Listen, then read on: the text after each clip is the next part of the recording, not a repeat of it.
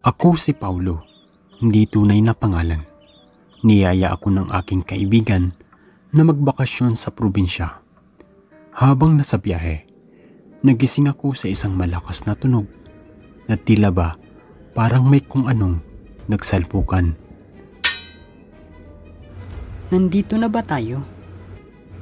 Wala pa. Medyo malayo pa. Bakit huminto ang bus? May banggaan ba? Parang meron yata. Pero wag mo nang alalahanin yun. Bumulik na ako sa pagkakatulog at ilang oras pa ang nagdaan ay narating na rin namin ang probinsya, ang lugar ng aking kaibigan. Para makapunta sa bahay ni Norma, kailangan naming sumakay ng tricycle para makarating sa bahay nila.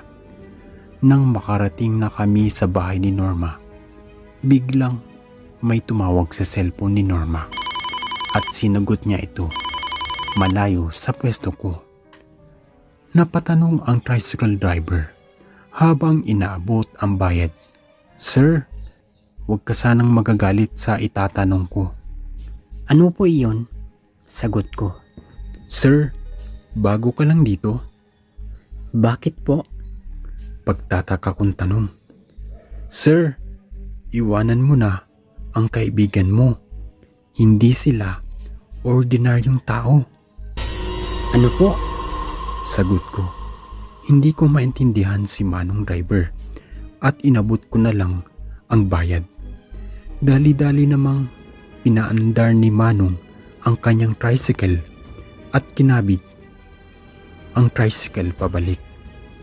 Nagsinungaling si Norma at sinabing dito ang bahay nila kung saan kami bumaba.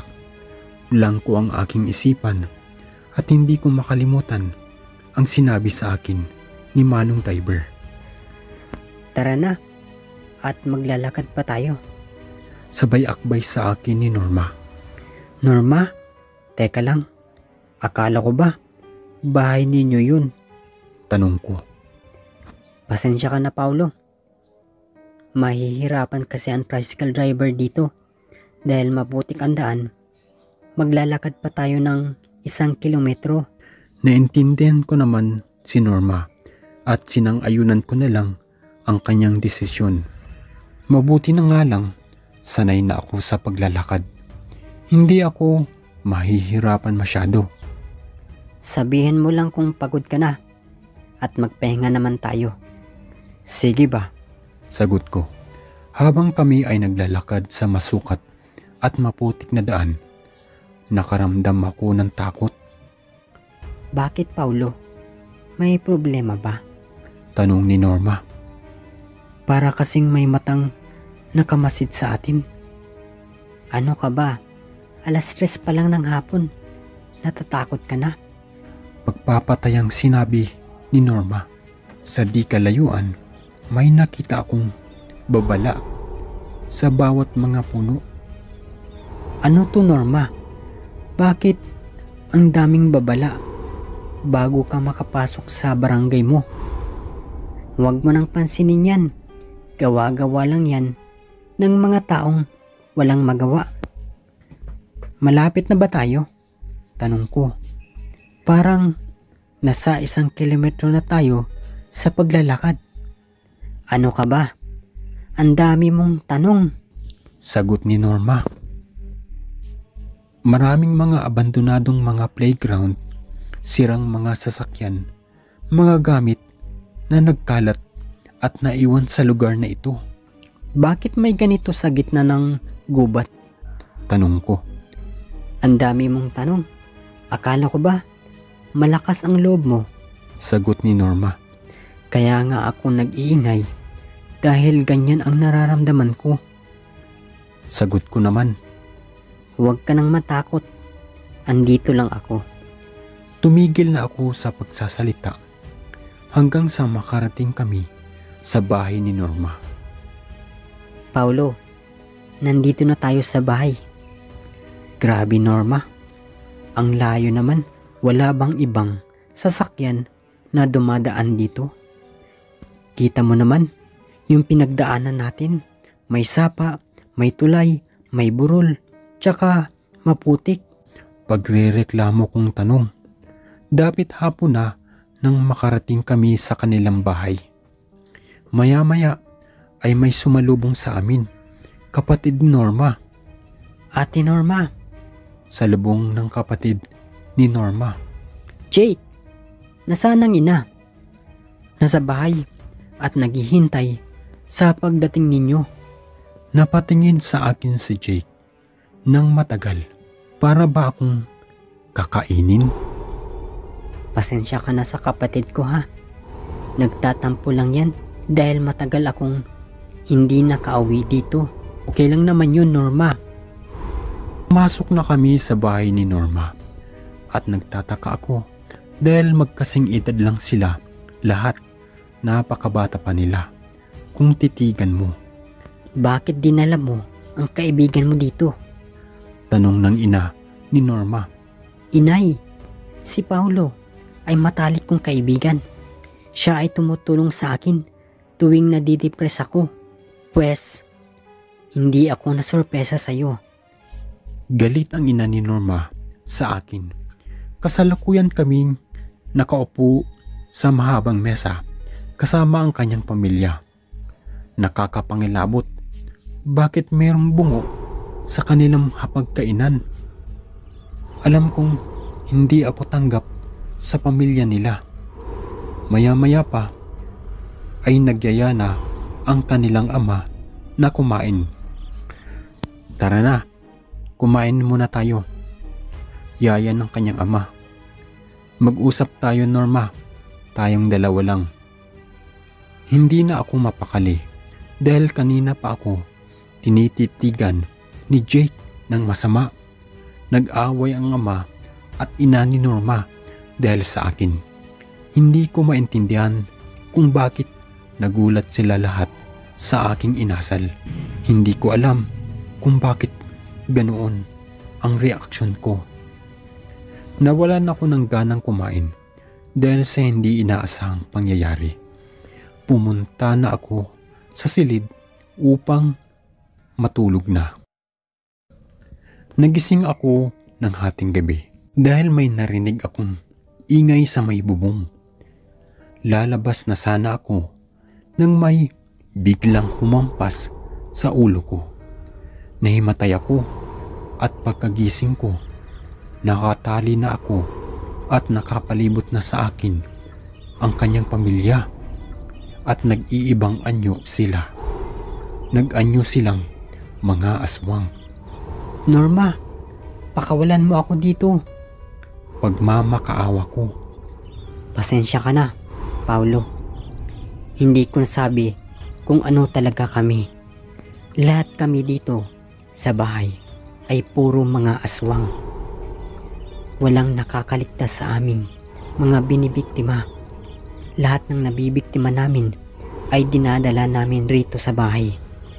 Ang ibig mong sabihin, ang kinain ko kanina ay karni ng tao? Tama ka, Paulo. Sa ganito lang kaming paraan, makakahanap ng pagkain. Maya-maya pa ay umalis sila at lumabas. Ewan ko kung ano ang gagawin nila. Pagkakataon ko nang humanap ng paraan para makawala dito. Mabuti na lang, hindi mahigpit ang pagkakatali niya sa akin. Dali-dali kong ikinalas ang tali at dahil wala naman sila, tumakbo ako ng tumakbo ng matulin hanggang sa di ko na alam ang nangyari dahil nawalan ako ng malay. Pagkagising ko, nasa ospital na ako. Nurse, pwede po bang magtanong? Ano po yun? Ano po ang nangyari sa akin kagabi? Bakit nandito ako sa ospital? Sir, nahulog po kayo sa bangin. Buti na lang at sa tubig kayo bumagsak.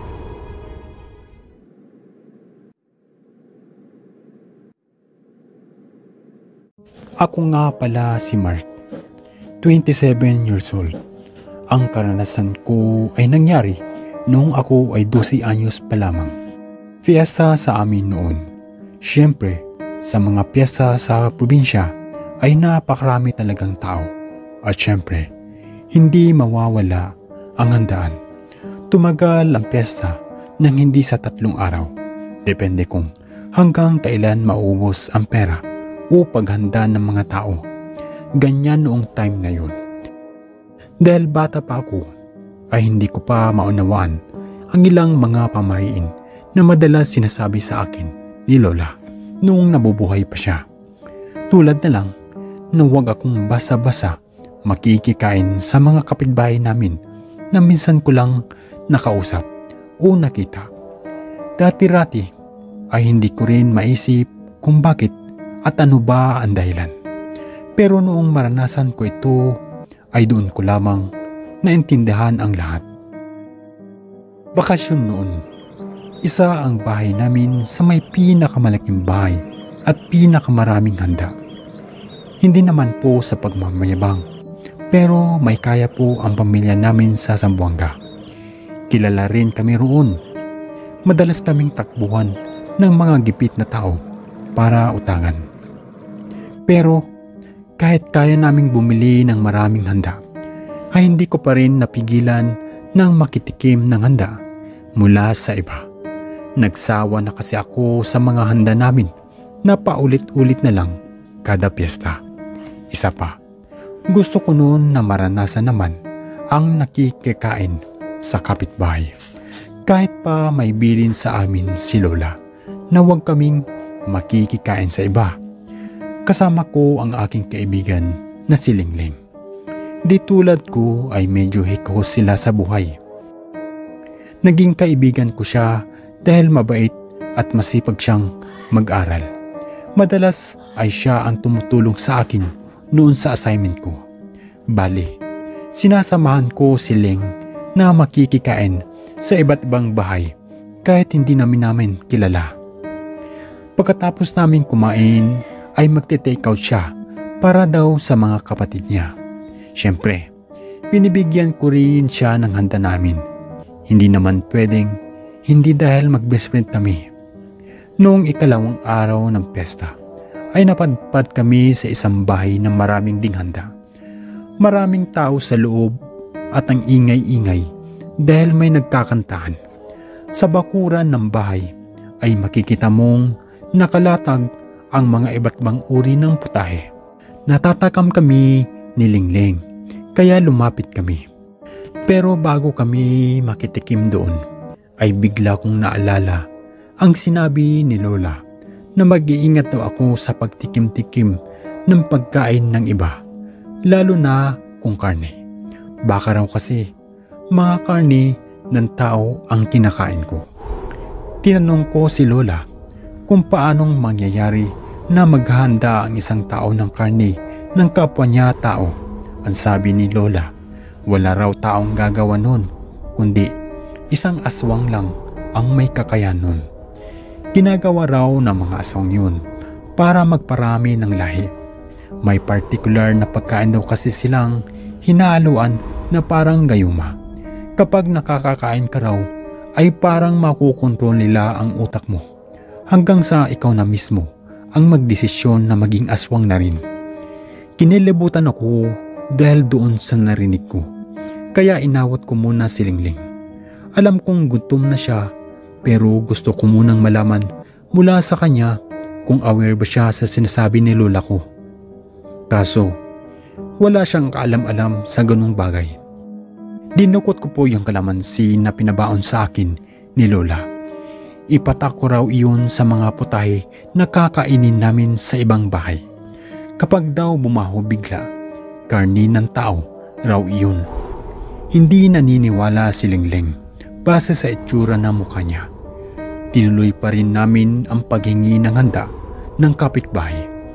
Pero ako, hindi ako nagpapigil sa bala ko. Pinatakan ko ng kalamansi yung ulam na binigay sa akin. Dinamay ko na rin yung kay Lingling para sure. Sa kabutihang palad, wala namang nangyaring kakaiba. Nananatiling mabango ang ulam. Nang makauwi ako ay muli kong tinanong si Lola kung totoo bang may aswang sa probinsya namin. Ang sabi sa akin ni Lola ay totoo raw na may aswang, pero hindi na niya alam kung nasaan ang mga iyon. Noong panahon kasi nila, parang ding daw mga tao ang mga aswang. Nagagawa pa raw kasing makihalubelo ng mga aswang sa mga tao ng palihim. May isang angkan daw ng mga aswang sa probinsya namin noon. Hindi naman daw nananakit, kaso nag-uubos daw ng mga alagang hayop na kinalulugi ng mga pagninegosyo doon. Nagkaroon daw ng pagtugis sa mga aswang at magmula noon ay bigla raw naglaho ang mga iyon. Pero ngayon, naniniwala raw si Lola na nagbalik na ang mga aswang dahil may isang pamilya raw sa probinsya namin na may kaparehong apelyido na mga dating aswang. Ang pamilyang ito ay hindi gaanong nakikipag-usap sa iba, pero nung piyesta ay grabe sila kung mabigay ng ulam. Nung malaman ko kung sino-sino ang pinaghihinalaan ni Lola na aswang, ay umiiwas na ako sa bahay na iyon. Pero sadyang mapanghamon si Linglin. Naikwento ko kasi sa kanya ang sinabi ni Lola. Sabi ni Linglin, hindi siya maniniwala hanggat hindi ko raw mapapatunayan. Siyempre, bata pa ako noon na kapag hinamon, sige, papalag. Kaya ng pangatlong araw ng pyesa ay muli kong sinama si Ling. Tinanggap ko ang hapon niya. Napatakan ng kalamansi ang mga ulam ng pamilyang aswang di umano. Iyong bahay ng pamilya na iyon ay malapit na sa kalye. Ilang beses din naming nadadanan iyon at nakikita namin na marami ding tao ang nagpupunta doon para kumain. Karamihan mga construction worker. Kahit mga bata pa ako noon ay kinakabahan na ako sa gagawin ko. Pakiramdam ko, ikakapahamak ko yun. Pero curious na rin kasi talaga ako. Gusto ko rin namang mapatunayan kung totoo ba ang kwento ni Lola o gawa-gawa lang yun. Nang makalapit na kami sa may bakuran ng nasabing pamilya, agad kaming tinawag ng matandang babae. Niyaya niya kaming pumasok sa loob kasama ng kumakaing tao. Pero bumulong ako kay Linglin na huwag kaming papasok. Sinabi ko na lang na kailangan lang naming mag-take out. Tapos sa ibang lugar namin papatakan ng kalamansi ang ulam. Pumayag naman yung babae sa gusto namin. Nagdahilan na lang kasi si Linglin na kailangan ng kapatid niya ng pagkain. Kaya hindi siya pwedeng magtagal. Ipinagbalot kami ng ulam ng matandang babae at nagpapasalamat. Kinabahan pa ako sa tingin ng babae kasi parang may kakaiba. Parang may gusto siyang sabihin pero hindi niya masabi-sabi. 3 plastic po ng ulam ang nadala namin at umalis na kami. Hindi ko alam kung anong ulam yun. Nagpunta kami ni Linglin doon sa may madalas naming pagtambayan kapag wala kaming ginagawa sa may maliit na punong bayabas. Kinakabahan ako noon. Maging si Linglin ay kinakabahan na rin kasi iniisip niya na kapag bumaho ang ulam, totoo ngang aswang ang pamilyang iyon at nakakatakot kung ganun. Pagbukas namin ng plastic, agad naming pinatakan ng dala naming kalamansi. Walang ano-ano, bigla pong nag-iba ang amoy ng ulam. Sobrang baho. Noong una, akala ko ay dahil lang yun sa pagkakulob. Kaya sinubukan pa namin yung isa pang ulam. Pinatakan namin ulit at ganoon pa rin. Sobrang baho. Parang amoy patay na daga na matagal nang nabubulok. Natapon namin kaagad ni Linglin yung ulam. Pati rin yung isang ulam na hindi pa namin napapatakan. Ilang araw kaming hindi muna nagkita ni Linglin hanggang sa matapos ang piyesta sa amin. Ikinuwento ko kay Lola ang nalaman namin at hindi na niya iyon ikinagulat pa. Matagal na raw kasi yung pinaghihinalaan iyon mula nang unang beses pa lang na tumira sa probinsya namin ang pamilya na yun. Dahil doon ay pinagbawalan muna ako ni Lola Sinabihan din niya sila papa na huwag akong palabasin. Nalaman ko, pati pala sila papa ay alam ang tungkol doon sa mga aswang. Kaya napapansin ko sa kwarto namin na may mga bawang sa bintana. Pangontra pala ang mga yun. Noon ko lang napagtanto ang lahat. Makalipas pa po ang ilang araw, pinuntahan ako ni Lingleng sa amin.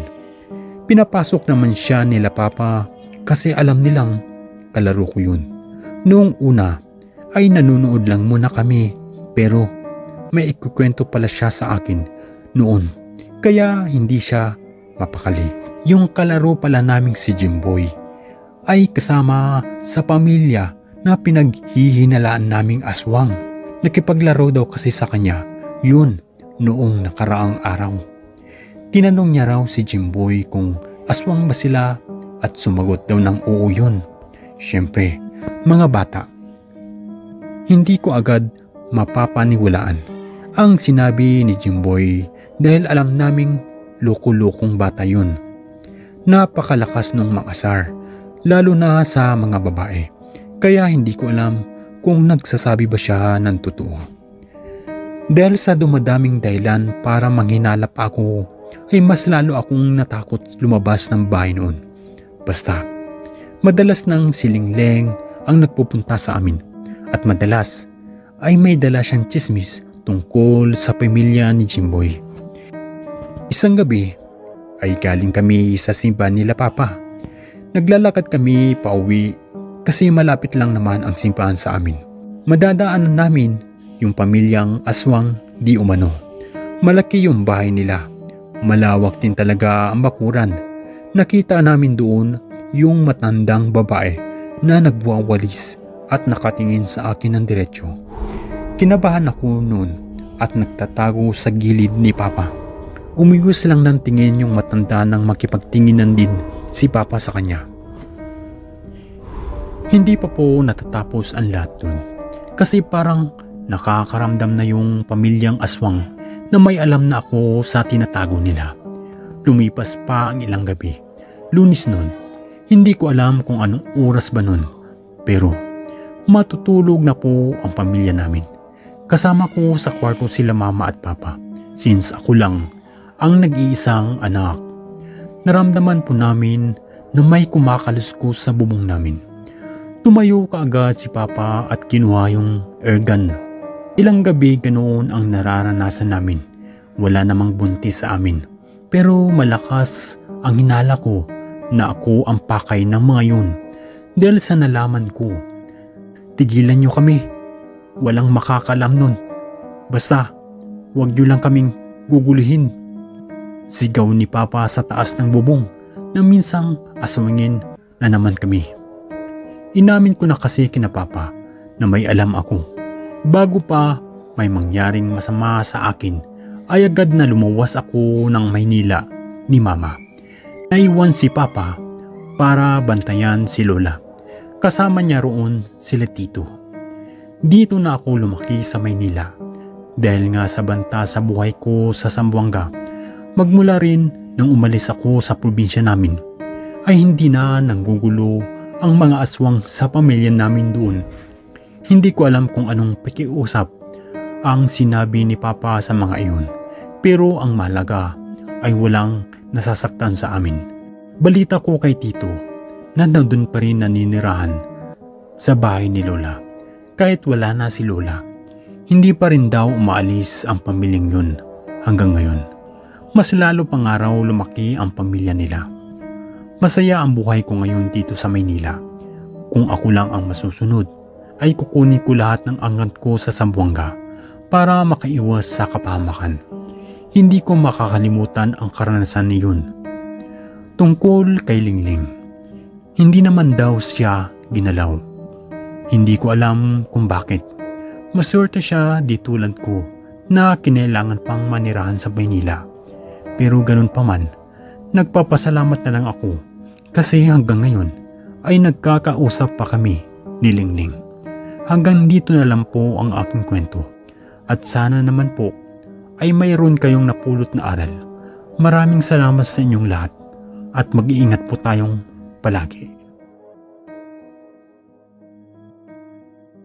Ang kwentong ibabahagi ko ay naranasan ni Mark. Hindi tunay na pangalan. Niyaya siya ng kanyang mga kaibigan na magbakasyon sa kanilang probinsya. Hindi ko akalain na sa ganong lugar ma-experience namin ang kahindik-hindik na pangyayari sa buhay naming magkaibigan. Isang bagay na naging memorable sa aming lahat. At hanggang ngayon, dala-dala pa rin namin kahit 4 na taon na ang nakalipas. Pero paano nga ba kami napunta sa ganong kalagayan? August 17, 2016, iyan ang araw na ise-celebrate sana namin ang kaarawan ng kaibigan naming si Lito. Hindi tunay na pangalan. August 15 pa lang, hindi na kami magkanda-agaga kung ano ang gagawin namin. Naging busy kami sa ibang bagay. Kaya nagahol kami sa oras sa pag-aasikaso ng mga gamit namin. Noong una ay napagdesisyonan namin na dadaan muna sa isang resort.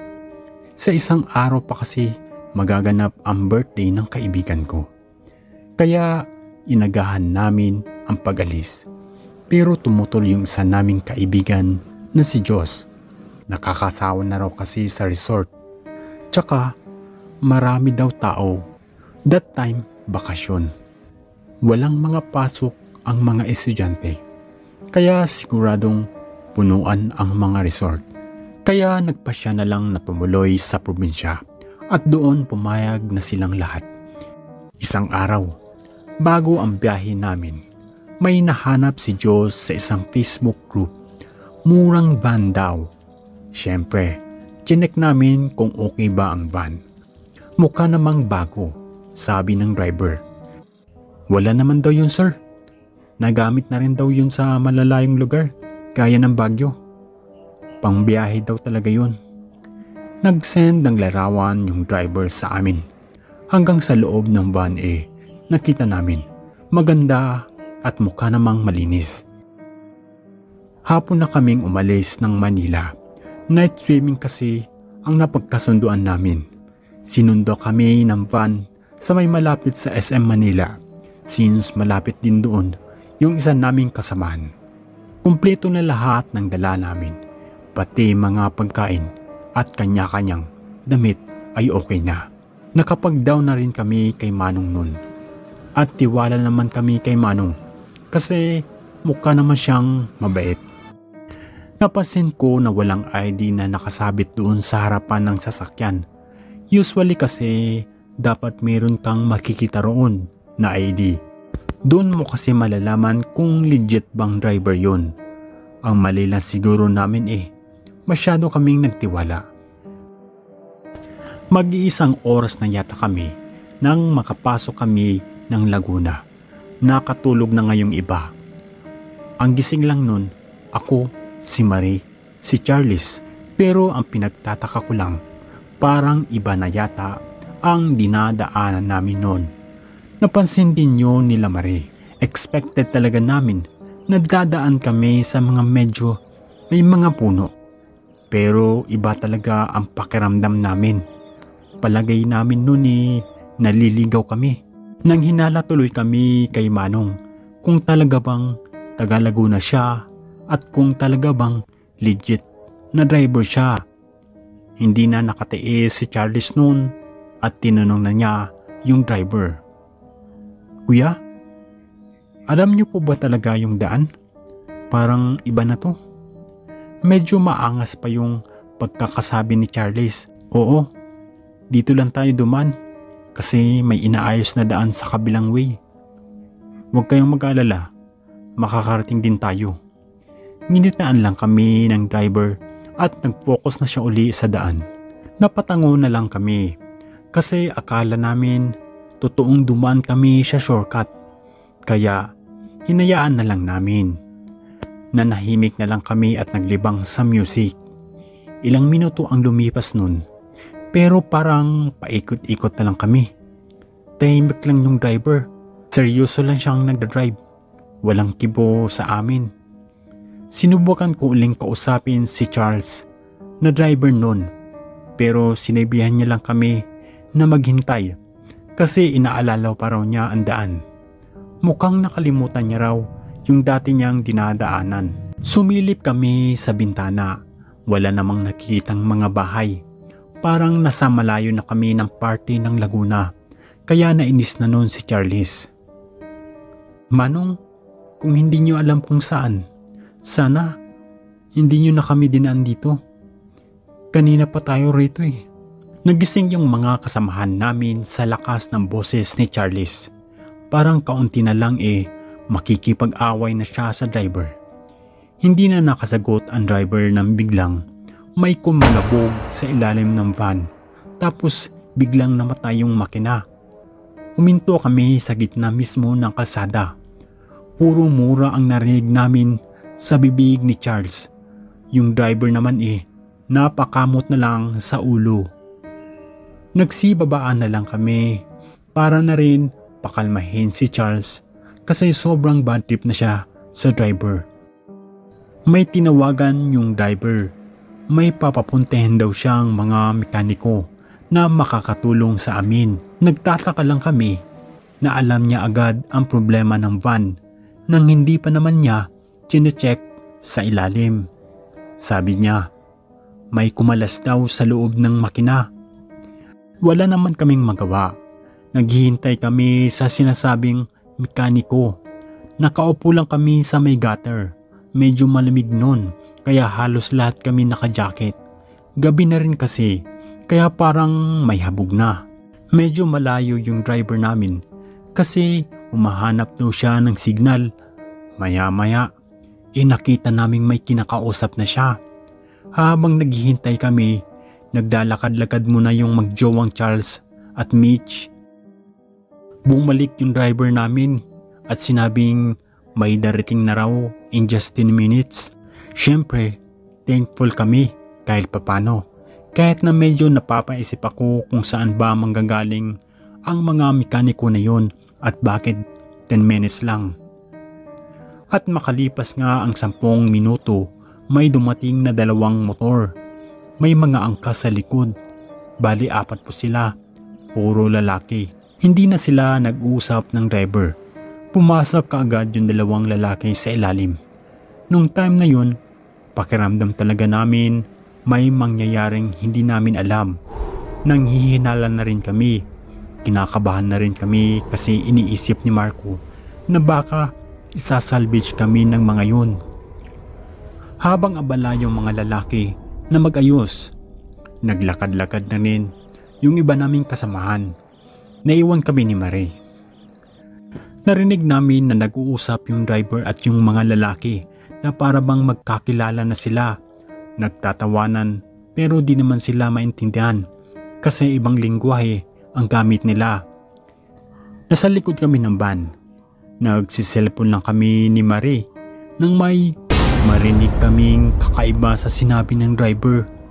Sa pagkakataong yun, naintindihan namin ang sinabi niya dahil nagtatagalog na siya. Bayaran niyo ako ha, 8 rin yan. Hindi namin na-gets nung una pero napagtanto na rin namin na yung 8 na tinutukoy ng driver ay kami. Hindi ko lang talaga alam kung ano yung sinasabi niyang bayaran. Bumulong sa akin si Marie noon. Baka raw binibenta na kami sa sindikato tapos yung mga laman namin ikukunin. Ilang metro ang layo namin doon sa van. Bumalik saglit doon si Diyos dahil may kukunin daw. Hindi namin inalis ang tingin namin sa kanya hanggang sa bigla siyang tumakbo pabalik sa amin. Nawala yung pagkending-kending niya. Nakita niya raw yung isang lalaki na mekaniko na biglang nagbago ng anyo. Nang tanawin niyo ng van kahit madilim ng kaunti natanaw namin na nakatingin na silang lahat sa amin. Hindi namin gaanong naaninag ang mga mukha nila pero hindi na rin kami nagsayang ng oras at tumakbo na rin kami. Naniwala kaagad kami kay Diyos kasi sobrang nanginginig siya sa takot noon. Pumasok kami sa loob ng mapunong gubat. Sama-sama kaming lahat. Sigaw ng sigaw si Diyos ng tulong. nilingon namin yung likuran namin, nakikita namin yung mga lalaki na hinahabol kami at mabibilis sila. Muntik pa nila kaming maabutan nang may marinig kaming putok ng baril. Napaupo kaming lahat dahil doon. Ayos lang kayo? Tanong sa amin ng isang lalaki na may hawak na parang mahabang baril. Para kaming mga bata na nagtago sa likod ng mga lalaki. Sinabi namin sa kanila na may humahabol din sa aming mga hindi namin alam kung anong nilalang. Laking pasalamat namin nang tulungan nila kami. Pinagpuputukan nila yung mga lalaking halimaw. Maraming putok hanggang sa hindi na sila nakalapit sa amin. Katatapos lang mag-recess ng klase ko na nasa ika-6 na baitang.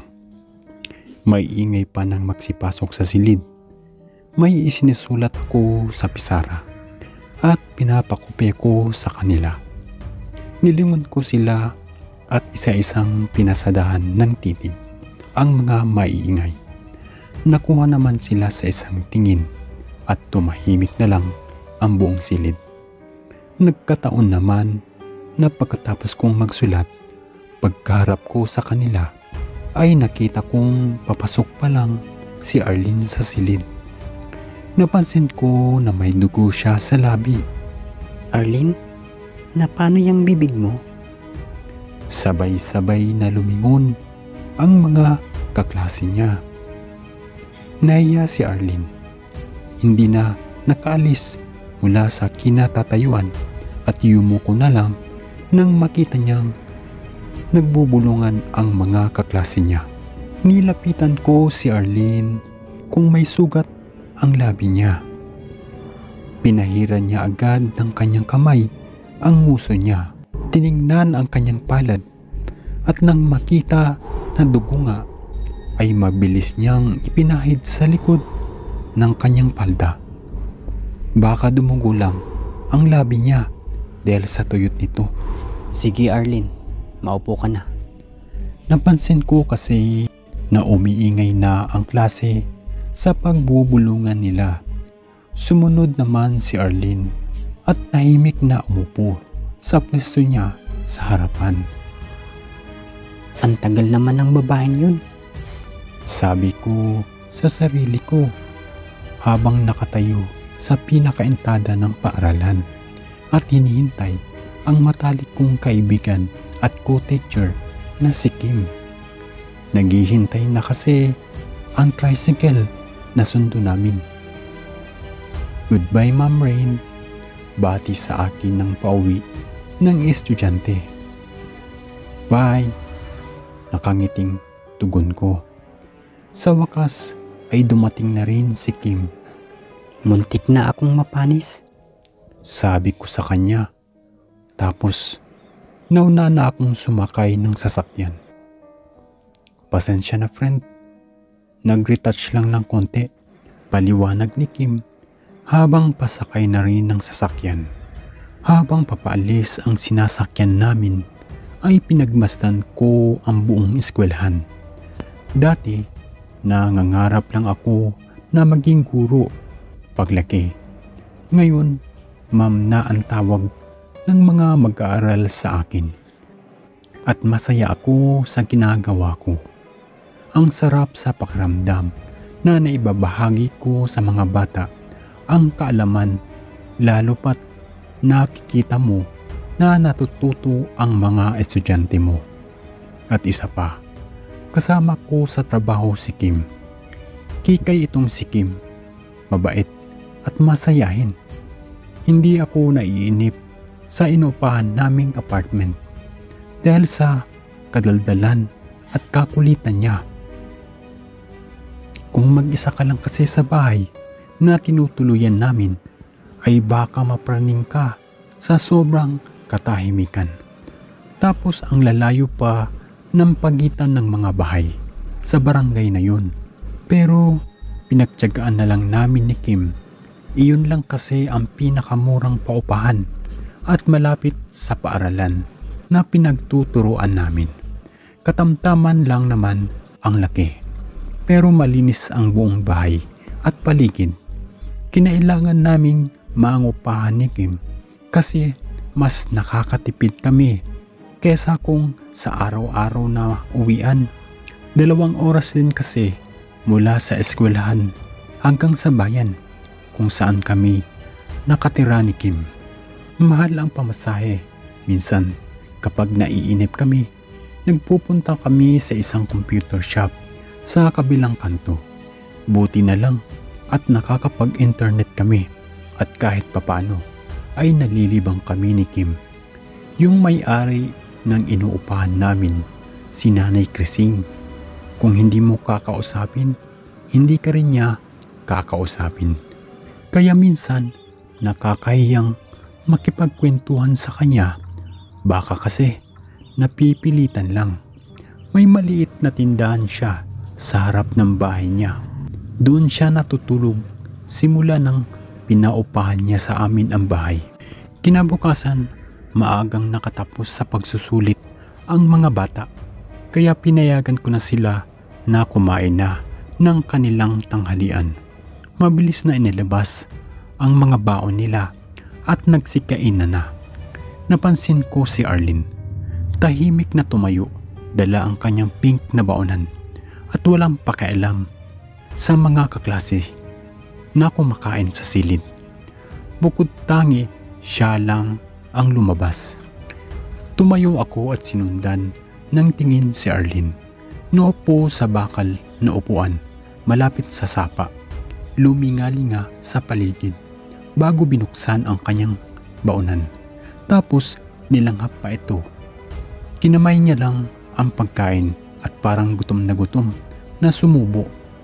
Babalik ako sa pwesto ko nang mapansin ko na umupo sa tabi ni Arlene si Mang Domeng, janitor ng paaralan. Pero ngumuti si Arlene nang kausapin siya ni Mang Domeng at nun ko lang siya nakitang ngumiti. Nagtataka ako kung bakit hindi siya nakikisabay na kumain sa mga kaklase niya at parang wala siyang kaibigan kahit isang kapwa mag-aaral niya. Matapos kong mag-urong ng pinagkainan namin ni Kim ay pumasok na ako sa kwarto. Si Kim naman ay nagpunta sa banyo para maligo. Init na init daw siya.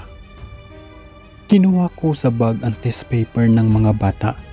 Nagkataon naman yung papel ni Arlene ang nasa unahan. Binasa ko ang mga sagot niya. Natuwa ako dahil halos lahat ng sagot niya ay tama. Matalino pala si Arlene. Tahimik lang at parang mailap sa akin, pati sa mga kaklase niya.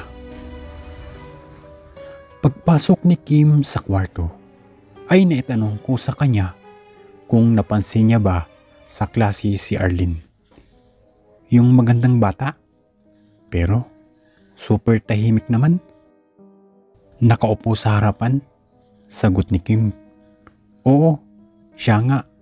Napapansin niya din pala si Arlene. Bakit? Interesadong tanong ni Kim. Akala ko, ako lang ang nakakapansin sa pagiging tahimik ng bata. Hindi lang tahimik, friend. May sariling mundo siya. Hindi nakikihalubilo sa mga kaklase niya. Pero si Mang Domeng, nakikita ko na kinakausap niya at parang kabiruan pa nga niya eh. Yung janitor? Yun nga eh. Kaya ko nakamusta sa'yo si Arlene. Hindi kaya magkamag-anak si Arlene at si Mang Domeng? Kaya malapit siya doon? Baka. Sige friend, i-research ko yan. Natawa ako sa huling sinabi ni Kim. Gusto kong makilala pa si Arlene. Galing ako sa opisina ng aming prinsipal. Pabalik pa lang ako sa aking silid ay sinalubong na ako ng 2 estudyante ko.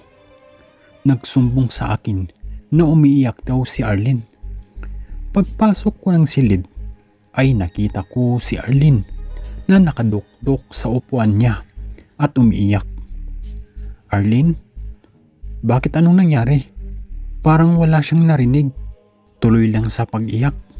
Ma'am, tinukso po kasi siya ni Mira at Angel. Sumbong ng mga kaklase niya. Nasaan sila? Nag-CR po, ma'am. Lumabas ako para hintayin at doon na kausapin sina Mira at Angel. Mira? Angel? Anong nangyari? Bakit umiiyak si Arlene? Mahinahon kong tanong sa dalawa. Halatang natatakot sila at hindi agad makasagot.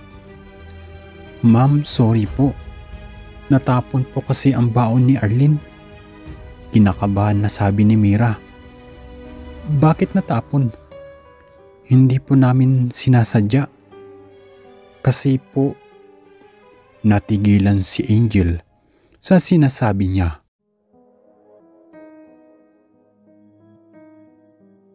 Katatapos lang mag-recess ng klase ko na nasa ika-6 na baitang.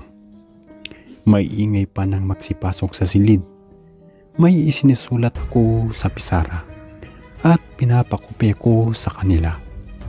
Nilingon ko sila at isa-isang pinasadahan ng titig ang mga maiingay. Nakuha naman sila sa isang tingin at tumahimik na lang ang buong silid. Nagkataon naman na pagkatapos kong magsulat, pagkaharap ko sa kanila ay nakita kong papasok pa lang si Arlene sa silid. Napansin ko na may dugo siya sa labi. Arlene, na paano yung bibig mo? Sabay-sabay na lumingon ang mga kaklase niya. Nahiya si Arlene. Hindi na nakaalis mula sa kinatatayuan at yumuko na lang nang makita niyang nagbubulungan ang mga kaklase niya. Nilapitan ko si Arlene kung may sugat ang labi niya. Pinahiran niya agad ng kanyang kamay ang nguso niya. Tiningnan ang kanyang palad at nang makita na dugo nga ay mabilis niyang ipinahid sa likod ng kanyang palda. Baka dumugo lang ang labi niya dahil sa tuyot nito. Sige Arlene, maupo ka na. Napansin ko kasi na umiingay na ang klase sa pagbubulungan nila. Sumunod naman si Arlene at tahimik na umupo sa pwesto niya sa harapan. Ang tagal naman ng babaeng yun. Sabi ko sa sarili ko habang nakatayo sa pinakaentrada ng paaralan at hinihintay ang matalik kong kaibigan at co-teacher na si Kim. Naghihintay na kasi ang tricycle na sundo namin. Goodbye Ma'am Rain, bati sa akin ng pauwi ng estudyante. Bye, nakangiting tugon ko. Sa wakas ay dumating na rin si Kim. Muntik na akong mapanis. Sabi ko sa kanya. Tapos, nauna na akong sumakay ng sasakyan. Pasensya na friend. Nag-retouch lang ng konti. Paliwanag ni Kim habang pasakay na rin ng sasakyan. Habang papaalis ang sinasakyan namin ay pinagmasdan ko ang buong eskwelahan. Dati, nangangarap lang ako na maging guro paglaki. Ngayon, ma'am na ang tawag ng mga mag-aaral sa akin. At masaya ako sa ginagawa ko. Ang sarap sa pakiramdam na naibabahagi ko sa mga bata ang kaalaman, lalo pat nakikita mo na natututo ang mga estudyante mo. At isa pa, kasama ko sa trabaho si Kim. Kikay itong si Kim, mabait at masayahin. Hindi ako naiinip sa inupahan naming apartment dahil sa kadaldalan at kakulitan niya. Kung mag-isa ka lang kasi sa bahay na tinutuluyan namin, ay baka mapraning ka sa sobrang katahimikan. Tapos ang lalayo pa ng pagitan ng mga bahay sa barangay na yun. Pero pinagtiyagaan na lang namin ni Kim Iyon lang kasi ang pinakamurang paupahan at malapit sa paaralan na pinagtuturuan namin. Katamtaman lang naman ang laki, pero malinis ang buong bahay at paligid. Kinailangan naming mangupahan ni Kim kasi mas nakakatipid kami kesa kung sa araw-araw na uwian. 2 oras din kasi mula sa eskwelahan hanggang sa bayan kung saan kami nakatira ni Kim. Mahal ang pamasahe. Minsan kapag naiinip kami, nagpupunta kami sa isang computer shop sa kabilang kanto. Buti na lang at nakakapag-internet kami at kahit papano ay nalilibang kami ni Kim. Yung may-ari ng inuupahan namin, si Nanay Krising. Kung hindi mo kakausapin, hindi ka rin niya kakausapin. Kaya minsan nakakahiyang makipagkwentuhan sa kanya. Baka kasi napipilitan lang. May maliit na tindahan siya sa harap ng bahay niya. Doon siya natutulog simula ng pinaupahan niya sa amin ang bahay. Kinabukasan, maagang nakatapos sa pagsusulit ang mga bata. Kaya pinayagan ko na sila na kumain na ng kanilang tanghalian. Mabilis na inilabas ang mga baon nila at nagsikainan na. Napansin ko si Arlene. Tahimik na tumayo, dala ang kanyang pink na baonan at walang pakialam sa mga kaklase na kumakain sa silid. Bukod tangi, siya lang ang lumabas. Tumayo ako at sinundan ng tingin si Arlene. Naupo sa bakal na upuan malapit sa sapa. Lumingalinga sa paligid bago binuksan ang kanyang baonan. Tapos nilanghap pa ito. Kinamay niya lang ang pagkain at parang gutom na sumubo. Babalik ako sa pwesto ko nang mapansin ko na umupo sa tabi ni Arlene si Mang Domeng, janitor ng paaralan. Pero ngumuti si Arlene nang kausapin siya ni Mang Domeng at nun ko lang siya nakitang ngumiti. Nagtataka ako kung bakit hindi siya nakikisabay na kumain sa mga kaklase niya at parang wala siyang kaibigan kahit isang kapwa mag-aaral niya. Matapos kong mag-urong ng pinagkainan namin ni Kim ay pumasok na ako sa kwarto. Si Kim naman ay nagpunta sa banyo para maligo. Init na init daw siya. Kinuha ko sa bag ang test paper ng mga bata. Nagkataon naman yung papel ni Arlene ang nasa unahan. Binasa ko ang mga sagot niya. Natuwa ko dahil halos lahat ng sagot niya ay tama. Matalino pala si Arlene. Tahimik lang at parang mailap sa akin, pati sa mga kaklase niya. Pagpasok ni Kim sa kwarto, ay naitanong ko sa kanya kung napansin niya ba sa klase si Arlene. Yung magandang bata, pero super tahimik naman. Nakaupo sa harapan, sagot ni Kim. Oo, siya nga. Napapansin niya din pala si Arlene. Bakit? Interesadong tanong ni Kim. Akala ko, ako lang ang nakakapansin sa pagiging tahimik ng bata. Hindi lang tahimik, friend. May sariling mundo siya. Hindi nakikihalubilo sa mga kaklase niya. Pero si Mang Domeng, nakikita ko na kinakausap niya at parang kabiruan pa nga niya eh. Yung janitor? Yun nga eh. Kaya ko nakamusta sa'yo si Arlene. Hindi kaya magkamag-anak si Arlene at si Mang Domeng? Kaya malapit siya doon? Baka. Sige friend, i-research ko yan. Natawa ako sa huling sinabi ni Kim. Gusto kong makilala pa si Arlene. Galing ako sa opisina ng aming prinsipal. Pabalik pa lang ako sa aking silid ay sinalubong na ako ng 2 estudyante ko. Nagsumbong sa akin na umiiyak daw si Arlene. Pagpasok ko ng silid ay nakita ko si Arlene na nakadukdok sa upuan niya at umiiyak. Arlene, bakit anong nangyari? Parang wala siyang narinig. Tuloy lang sa pag-iyak. Ma'am, tinukso po kasi siya ni Mira at Angel. Sumbong ng mga kaklase niya. Nasaan sila? Nag-CR po, ma'am. Lumabas ako para hintayin at doon na kausapin si Mira at Angel. Mira? Angel? Anong nangyari? Bakit umiiyak si Arlene? May hinahon kong tanong sa dalawa. Halatang natatakot sila at hindi agad makasagot. Ma'am, sorry po. Natapon po kasi ang baon ni Arlene.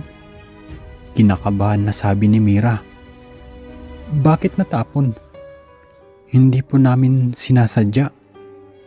Kasi po, natigilan si Angel sa sinasabi niya. May tinitingnan sila ni Mira sa likod ko. Paglingon ko, nakatayo pala sa likuran si Mang Doming. Ma'am, excuse po. Didiligan ko lang po ang halaman. Sabi ni Mang Doming. Lumayo kami sa pwesto namin. Tinanong ko ulit si Mira at Angel. Ayaw na nilang magkwento. Humingi nilang sila ng paumanhin ang dalawang bata. Sumunod na mga araw, recess ng mga bata, hinahanap ko si Arlene. Hindi ko napansin na lumalabas pala siya ng silid. Tumapat ako sa may pinto at tumanaw sa may puno. Pero wala siya roon. Napansin kong nakasara pala ang mga bintana sa kaliwang dingding ng silid. Kaya pala malinsangan. Pagbukas ko ng unang bintana ay may nakita akong batang babae. Nakatayo at bahagyang natatabingan ng puno. Malapit sa mataas at lumang bakod ng eskwelahan. Nakatalikod ang bata. Pinuksan ko ang katabing bintana para mas makita ko pa kung sino ang batang yun. Si Arlene? May kinakain siya at sunod-sunod ang subo niya. Hindi ko makita kung ano ang kinakain niya. Binuksan ko ang isa pang bintana. Pagsilip ko, si Mang Doming ang nakatayo sa tabi ng puno at nakatingin sa akin. Wala na si Arlene. Tumingin pa ako sa kaliwat kanan. Hindi ko na siya nakita pa. Paglingon ko sa may pintuan, papasok ng silid si Arlene. Bit-bit ang baonan niya at mabilis na isinilid sa bag. May kinuha siya sa bulsa ng bag. Isang laruan. Naupo at walang pakialam sa maiingay na klase at seryosong naglalaro. Tumingin ulit ako sa labas. Wala na rin si Manong Doming. Nang gabing iyon ay hindi na ako makapag-focus sa lesson ko. Si Kim naman ay malalim na ang tulog. Naalala ko si Arlene. Bakit sa likod pa niya kailangan kumain? Bakit nandun din si Mang Doming? Sumagi din sa isip ko ang kinikwento ni Mira at Angel. Ano ang meron sa baon ni Arlene? Nagulat ako nang biglang bumukas ang pinto ng kwarto ko. Walang kaabog-abog na pumasok si Nanay Crising at pinagsasara ang mga bintana. Nay Crising, nakakagulat naman po kayo. Pasensya na. Nakita kong nakabukas lahat ng bintana. Bilin ko naman sa inyo na magsara kayo ng bintana. Lalo na kapag gabi. Presko po kasi ng hangin galing sa labas. Magbentilador na lang kayo. Sabay labas ng kwarto si Nanay Crising. Iniisip ko naman na baka uso ang akyat bahay dito. Kasalukuyang may nagaganap na meeting para sa lahat ng mag-aaral sa isang hall. Isiningit ko naman ang pag-check ng mga test paper habang mag-isa ako sa silid ng aralan. Mabilis kong natapos check-an ang test paper. Isa-isa kong inilagay sa kanilang upuan. Nang ipapatong ko na sa armchair ni Arlene, ay napansin kong Bukas ang bag niya. Natanaw ko sa loob ang pink na baonan. Matagal akong nakatitig sa bag at natutokso ako na tingnan kung ano ang laman ng baonan ni Arlene. Lumingon ako sa bintana. May narinig kasi akong tumatakbo. Lumapit ako sa may dingding at sumilip sa labas. Tumingin ako sa magkabilang gilid. Wala namang tao. Pagkaharap ko ay nakaupo na si Arlene sa silya. Yakap-yakap ang bag niya. Okay ka lang ba, Arlene? Tumango lang siya pero hindi na siya tumingin sa akin. Tapos na ba ang meeting at bumalik ka na? Isa-isang nagdatingan ang mga kaklase niya. Nagkaingay na nang makita nila ang papel na nilagay ko at nagtanungan ng score. Si Arlene naman ay nakayakap pa rin sa bag niya at hindi napapansin ang test paper niya. Naawa ako sa kanya. Mukhang may problema ang bata. Kaya nung lunch nila, nilapitan ko si Arlene sa ilalim ng puno. Nakatalikod siya habang kumakain. Arlene, malumanay kong tawag sa kanya. Nagulat si Arlene at dali-daling tinakpan ang baonan niya. Tapos ipinahad ang kamay sa may palda. Tumayo at dumaan lang sa harapan ko. Sinundan ko siya. Arlene, binilisan niya pa ang paglakad. Kaso natalisod at nadapa siya. Nabitawan ang baonan niya. Tinulungan ko agad siyang makabangon. Tinulungan ko din siyang damputin ang baonan niya. Hindi ako makapaniwala sa nakita kong nagkalat na baon ni Arlene. Sariwang mga atay.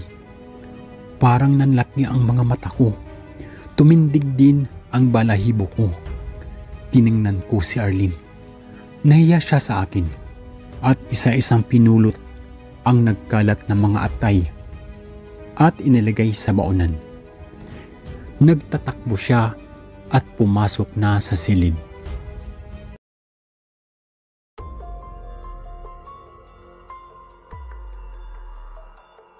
Papauwi na kami ng nobyo kong si Mart sa Manila. Sakay kami ng kotse niya at siya ang nagdadrive. Katabi niya ako sa unahang upuan. Galing kami sa isang beach resort sa Batangas. Nag-celebrate kasi kami ng 3rd anniversary namin bilang magkasintahan. Malapit nang maghating gabi at wala pa kami sa kalagitnaan ng aming biyahe. Mahaba-haba pa ang oras na aming lalakbayin bago kami makarating ng Manila. Sinulyapan ko si Mart at napansin kong parang inaantok siya. Medyo namumula ang mata dahil siguro sa paghikab. Mark, kaya mo pa bang mag-drive? Tanong ko. Mabilis siyang tumingin sa akin at muling itinutok ang mata sa daan. Medyo inaantok ako, Jenny. Nakakapagod kasi yung pagsiswimming natin kanina. Okay lang ba na kapag may nadaanan tayong hotel ay mag-stay muna tayo? Aniya, pumayag naman ako sa suhesyon niya. Hindi kasi ligtas na magpatuloy pa siya sa pagdadrive ng inaantok. Delikado. Marami na akong napapanood na balita sa TV na naaksidente dahil inaantok ang driver. Hanggang isang maliit na hotel ang aming nadaanan. Nagkasundo kaming dalawa ni Mart na doon na lang muna magpalipas ng gabi para makapagpahinga na rin siya. Maliit lang ang hotel. Hindi nga iyon mukhang hotel, bagkus mas mukha siyang bahay. Kung hindi pa namin nabasa mula sa daan ang karatula nila, ay hindi pa namin malalaman na isa iyong hotel. Ipinarada na ni Mark ang sasakyan sa harapan niyon. Magkasabay kaming bumaba sa kotse at pumasok sa loob ng hotel. Isang nakangiting matandang babae ang nag-welcome sa amin sa maliit na reception area. Ang aliwalas ng mukha niya ay palaging nakangiti Mag-chicken po kami. Sabi ko. Kayong dalawa lang ba? Opo. Hanggang 7 lang po kami ng umaga bukas. Sige. 500 pesos lang. Po, ang mura po pala. Kailangan naming babaan ang aming presyo upang makipagkompetensya sa mga hotel dito upang sa amin pumunta ang mga tao. Alam nyo kasi, may mga iba pang hotel dito at agawan talaga kami ng mga tao. Isa pa, tatatlo lang naman ang kwarto dito. Tamang-tama dahil okupado na ang dalawa. Mahina pa itong tumawa. Matapos naming makapagbayad ni Mart, ay inetid na kami ng matanda sa aming kwarto. Hindi iyon gaanong kalaki, ngunit malinis at maayos. May maliit na TV at may CR na rin. May aircon din. Naisipan kong maligo muna bago matulog. Paglabas ko ng banyo ay tulog na si Mart. Pagod at antok na talaga siya. Kinuyo ko na lang ang aking buhok at saka na ako humiga sa tabi ng aking nobyo. Yumakap ko sa kanya at pumikit na. Ngunit hindi pa man ako nakakatagal sa pagkapikit ay may narinig akong babaeng sumigaw. Matapos iyon ay ang malakas na pagkalabog at nawala ang sigaw ng babae. Napabangon tuloy ako upang tingnan kung ano iyon. Binuksan ko ang pinto at nagulat ako nang bumalaga sa akin ang matandang babae. Nakangiti siya sa akin ng napakalaki. Pagsilip ko sa labas ng aming silid ay may nakita akong malaking lalaki na nagmamap ng sahig. Teka, dugo ba ang minamap niya? Kulay pula na kasi yung tubig sa timba na nasa paanan niya. Parang nakaramdam tuloy ako na parang may mali. May sumigaw pong babae? Ako iyon. Nadulas ako sa sahig kaya pinamap ko sa aking anak na katulong ko din dito sa hotel. Ganun po ba? Bumalik ka na sa pagtulog mo. Sige po. Sapo ang ulo na isinara ko ang pinto. Dahil medyo may masama akong kutob, ay nilak ko ang pinto bago ako muling humiga sa kama. At hindi na ako nakatulog pa dahil nasa utak ko pa rin iyong sumisigaw na babae. Tapos iyong parang dugo na minamap ng anak ng matanda. Ipinilig ko ang aking ulo. Ang paranoid mo naman, Jenny. Matulog ka na nga lang. Saway ko sa aking sarili. Pumikit na ako. Ngunit mga pagkatok naman sa bintana namin ang narinig ko. Mabibilis iyon na para bang gusto iyong sirain. Muli ay napabangon ako na may kaba sa aking dibdib. Ginising ko si Mart at agad naman siyang nagising. Mart, may kumakatok sa bintana. Ano ba yun? Lalapitin sana niya ang bintana para buksan, ngunit mabilis ko siyang pinigilan. Mart, wag. Baka kung sino na iyan. Kanina kasi, may narinig akong babaeng sumigaw.